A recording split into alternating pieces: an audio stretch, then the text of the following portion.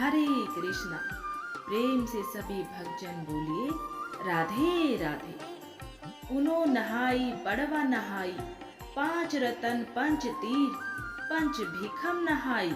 एक टका मेरी गांठ में सुनियो रघुराई, आधे का लाई आंवला, आधे की लाई राई। राई दामोदर सांवला, जिसने सृष्टि रचाई। राजा के घर उतरी पुतरी बन आई, राजा लाया ब्याह के रानी बन आई। चार चक्कर चार मक्कर चार दिए की लो, मैं तुझसे पूछूं श्री कृष्ण जी, कब निस्तारा होए। जब आएगा कार्तिक का महीना, तब निस्तारा होए। कार्तिक मास के आखिरी के 5 दिनों में ये पंच भीखू की कथा जरूर सुननी चाहिए सभी को। तो चलिए रसपान कीजिए आप सभी पंच भीखू की कहानी का। किसी गांव में एक साहूकार था और उसका एक बेटा और बहू भी थे। बहू कार्तिक मास में रोज सवेरे उठकर गंगा स्नान के लिए जाती थी। सुबह जल्दी जाते समय वो किसी भी पराये पुरुष का मुंह नहीं देखती थी। एक राजा का बेटा भी सुबह सवेरे गंगा स्नान के लिए जाता था।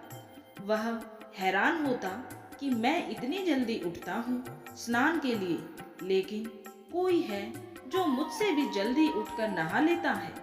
कार्तिक माह के 5 दिन बचे थे कि एक दिन साहूकार की बहू तो स्नान करके वापस जा रही थी और उस समय राजा का बेटा स्नान के लिए आ रहा था। आवाज सुनकर वह जल्दी जल्दी जाने लगी, लेकिन जल्दबाजी में उसकी माला मोजड़ी छूट गई। राजा के बेटे ने उसकी माला मोजड़ी उठा ली और सोचने लगा कि जिस स्त्री की ये माला मोजड़ी इतनी सुंदर है, वो स्त्री कितनी सुंदर होगी। उसने पूरे गांव में मुनादी करवा दी कि जिसकी भी ये माला मोजड़ी है, वह 5 रात मेरे पास आएगी। साहूकार के बेटे की बहू ने कहलवा दिया कि मैं 5 रात आऊंगी, लेकिन किसी को साख भरने बैठा देना। राजा के बेटे ने एक तोते को पिंजरे में बंद कर गंगा किनारे पेड़ पर टांग दिया। बहू सुबह के समय आई, पहली पैड़ी पर पैर रखा और बोली, हे कार्तिक के ठाकुर राई दामोदर, पांचों पांडु, छठे नारायण, भीखम राजा, उस पापी को नींद आ जाए। राजा के बेटे को नींद आ गई। बहू नहा धोकर चलने लगी तो तोते से बोली, सुआ सुआ, तेरे गल डालूंगी हीरा, मेरी साख भरियो वीरा। सुआ बोला कि कोई वीर भी साख भरता है क्या? वह फिर बोली, सुआ सुआ, सुबह तेरे पग घालूंगी नेवर, साख भरियो मेरे देवर।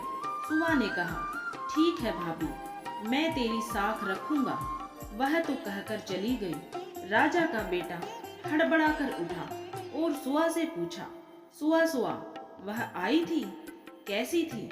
सुआ बोला, आभा की सी बिजली, होली की सी झल, केला की सी कामिनी, गुलाब का सा रंग। अगले दिन राजा के बेटे ने सोचा कि आज मैं अपनी उंगली में चीरा लगाऊंगा, इससे मुझे नींद नहीं आएगी।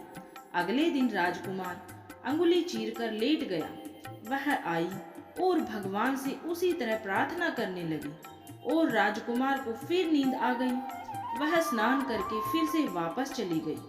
सुबह राजकुमार ने तोते से फिर पूछा तो उसने वही सारी बातें दोहरा दी। अब राजकुमार बोला कि मैं आज रात में आंखों में मिर्ची डालकर बैठूंगा। रात में वह मिर्ची डालकर बैठ गया। बहू फिर आई और प्रार्थना की, जिससे उसे फिर से नींद आ गई। राजकुमार ने तोते से बहू के आने की बात पूछी। उसने फिर बता दी। राजकुमार अब सोचने लगा कि आज मैं बिना बिस्तरे के ही बैठूंगा और रात को बिना बिस्तरे के बैठ गया। जब वह स्नान करने आई तो उसने फिर से भगवान से प्रार्थना की और राजकुमार को नींद आ गई। जब वह नहाकर जाने लगी तो आंख बंद करके चली गई। राजकुमार जब उठा तो वो जा चुकी थी। राजकुमार फिर सोच में पड़ गया और सोचने लगा कि आज मैं अंगीठी जलाकर बैठूंगा, जिससे नींद नहीं आएगी। फिर वह रात को अंगीठी रखकर बैठ गया। साहूकार की बहू आई और वह भगवान से प्रार्थना करने लगी कि आपने 4 रातें तो निकाल ली, अब यह रात और निकाल दो। भगवान ने उसकी बात रख ली और राजकुमार को नींद आ गई। अब वह नहाकर जाने लगी तो तोते से बोली कि इस पापी को कह देना कि 5 रातें पूरी हो चुकी है, वह मेरे मोतियों की माला मेरे घर भिजवा दे। सुबह राजकुमार की आंख खुली तो उसने तोते से पूछा कि क्या वह आई थी? तो तोते ने कहा, हाँ, वह आई थी और उसने अपनी माला मंगवाई है। ये सुनकर राजकुमार सोचने लगा कि वह तो सच्ची थी, तभी तो भगवान ने भी उसका सत रखा। कुछ समय के बाद राजकुमार को कोढ़ हो गया। राजा ने ब्राह्मण को बुलाकर पूछा कि मेरे बेटे का शरीर क्यों जल रहा है। ब्राह्मण ने विस्तार से सारी बात राजा को बताई कि इसने क्या किया था। ब्राह्मण ने कहा कि इसने पतिव्रता स्त्री पर बुरी नजर डाली, इसलिए यह इस रोग से पीड़ित हुआ है। राजा ने इसके ठीक होने का उपाय पूछा तो ब्राह्मण ने कहा कि यह उस साहूकार की बहू को धर्म की बहन बनाए और रोज उसके नहाए हुए जल से ये स्नान करे, तब यह ठीक हो सकता है। राजा साहूकार की बहू की माला लेकर साहूकार के घर गया और बोला कि यह माला आपकी पुत्र वधू की है, इसे लें और आपकी बहू के नहाए हुए जल से मेरे बेटे को नहला दें। साहूकार बोला कि वह तो किसी पराये पुरुष का मुंह तक नहीं देखती है, आप उसे इस नाली पर बिठा दीजिए। जब वह ऊपर नहाएगी तब नीचे इस नाली के पानी से आपका पुत्र नहा लेगा। राजकुमार ने ऐसा ही किया और कुछ समय बाद उसका शरीर चंदन सा हो गया। हे पंचभीखु देवता, जैसे आपने साहूकार की पुत्र वधू का सत रखा, वैसे ही ये कहानी सुनने वाले को और हुकारे भरने वाले का भी सत रखना।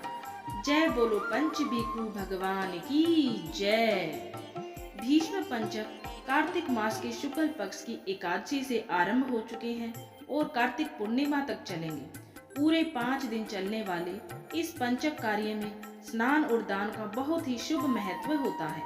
धार्मिक मान्यता के अनुसार भीष्म पंचक के समय व्रत करने का भी विधान बताया जाता है। भीष्म पंचक का ये व्रत अति मंगलकारी और पुण्यों की वृद्धि करने वाला होता है। जो कोई भी श्रद्धा पूर्वक इन 5 दिनों का व्रत एवं पूजा पाठ दान कार्य करता है, वो व्यक्ति मोक्ष को पाने का अधिकारी बन जाता है। भीष्म पंचक 23 नवंबर दिन बृहस्पतिवार से 27 नवंबर सोमवार तक चलेंगे। पंच भीखु व्रत में एक समय फलाहार किया जाता है, अन्न खाना वर्जित होता है। फलाहार मीठा या नमकीन आप अपने अनुसार ले सकते हैं, लेकिन नमक का आहार लेने वाले सिर्फ सेंधा नमक का ही इस्तेमाल करें। सतोगुणी खाना खाएं और भगवान विष्णु के चरणों में ध्यान रखते हुए जाप करें। कार्तिक पूर्णिमा पर व्रत के अंतिम दिन ब्राह्मणों की पूजा करें और उन्हें यथाशक्ति दान दें। कार्तिक पूर्णिमा के दिन सुबह व शाम को दीप दान करें। अगर हो सके तो दीप जल प्रवाह भी करें। पूर्णिमा के दिन 5 चीजें ब्राह्मणी को दान में दें। इन 5 चीजों में आप साड़ी, सुहाग की सामग्री, जुराबे अपने सामर्थ्य के अनुसार दान कर सकते हैं। इस व्रत के पीछे मान्यता है कि जब महाभारत के युद्ध के बाद पांडवों की जीत हो गई थी, तब श्री कृष्ण भगवान ने पांडवों को भीष्म पितामह के पास ले गए और उनसे अनुरोध किया कि वो पांडवों को ज्ञान प्रदान करें। सैया पर लेटे हुए सूर्य के उत्तरायण होने की प्रतीक्षा कर रहे भीष्म ने कृष्ण के अनुरोध पर कृष्ण सहित पांडवों को राजधर्म, वर्ण धर्म एवं मोक्ष धर्म का ज्ञान दिया। भीष्म द्वारा ज्ञान देने का कर्म एकादशी से लेकर पूर्णिमा तिथि यानी कि 5 दिनों तक चलता रहा।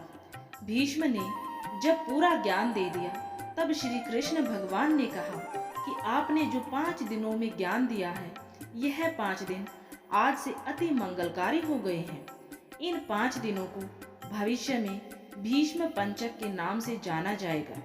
ये व्रत पूर्व संचित पाप कर्मों से मुक्ति प्रदान करने वाला और कल्याणकारी है। भीष्म पंचक व्रत अति मंगलकारी और पुण्यदायी है। जो कोई भी श्रद्धा पूर्वक इस व्रत को करता है, उसे मृत्यु के पश्चात उत्तम गति प्राप्त होती है। बोलिए श्री हरि नारायण भगवान की जय। अगर आपको ये वीडियो, ये कहानी, जानकारी पसंद आई है तो वीडियो को ज़्यादा से ज़्यादा लाइक करें और औरों के भी पास शेयर करें, ताकि सभी लोग ये कहानी सुन सकें और इसका लाभ उठा सकें। और अगर आपने अभी तक चैनल को सब्सक्राइब नहीं किया है तो अपने सनातन धर्म से जुड़े व्रत, त्योहार, पूजा पाठ की संपूर्ण जानकारियाँ प्राप्त करने के लिए चैनल को सब्सक्राइब जरूर करें।